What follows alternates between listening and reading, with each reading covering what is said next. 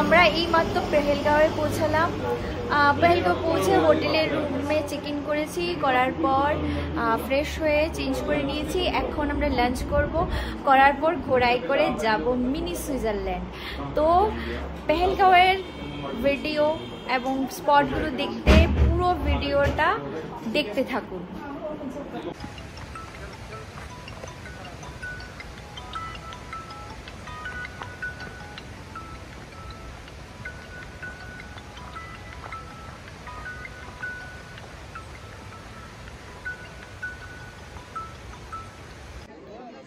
নমস্কার ভিউয়ার্স, আমি এই মুহূর্তে আছি পেহেলগাঁওয়ের, কাশ্মীরের পেহেলগাঁওয়ের মিনি সুইজারল্যান্ডে। এই যে দেখুন বরফ দেখতে পাচ্ছেন। এইখানে পৌঁছানোর জন্য ঘোড়ায় করে একটা হরেবল হর্স রাইডিং করে আসতে হয়। বুকে সাহস না থাকলে আসবেন না, কিন্তু একবার যদি কষ্ট করে আসা যায় অসাধারণ ভিউ দেখতে পাবেন।